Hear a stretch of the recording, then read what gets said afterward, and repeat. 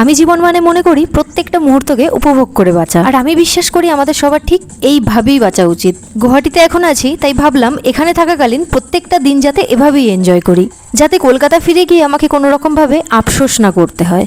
আর এখন বাজে প্রায় রাত 1টা।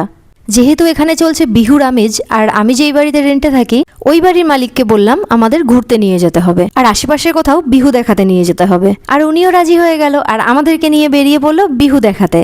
তাই গাড়ির মধ্যে আমরা গল্প আড্ডা হই হুল্লোড় করতে করতে আমরা চলে গেলাম একটা বিহু পয়েন্টে, যেখানে গিয়ে দেখলাম বিহুর প্রোগ্রাম চলছে।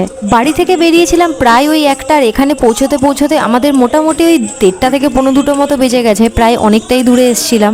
তো এখানে এসে দেখি সুন্দর প্রোগ্রাম চলছে আর আশেপাশে সবাই নিচে ডান্স করছে। তো আমরা এখানে বিহু প্রোগ্রাম দেখে বেরিয়ে গেলাম আমাদের মেন গন্তব্যের দিকে। গুয়াহাটিতে ব্রহ্মপুত্র নদীর ওপরে একটা নতুন ব্রিজ হয়েছে, আর আমরা দেখতে বেরিয়েছি নতুন ব্রিজ। এই দেখো সেই ব্রিজ, কি দারুণ!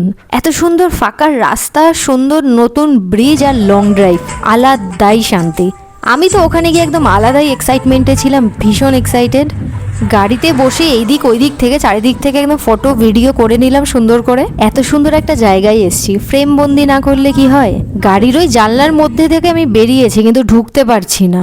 অনেক কষ্টে ঢুকে তারপরে গাড়ি থেকে বেরিয়ে একটু এই দিক ওই দিক দৌড়াদৌড়ি করে নিলাম আমি। তবে ব্রিজের মধ্যে লোকজনের আলাদাই অ্যাক্টিভিটি চলছিল। এখানে শুধু আমরাই নই, আমাদের মতো এরকম অনেক লোক এসেছিল ব্রিজে। যাই হোক, দারুণ ফাটিয়ে এনজয় করলাম। তারপরে দেখলাম কি একটা বেশ গান চলছে, একটা অদ্ভুত গান। আমি আর নিজেকে সামলাতে পারলাম না, একদম তালে তালে আমিও নাচ শুরু করে দিলাম।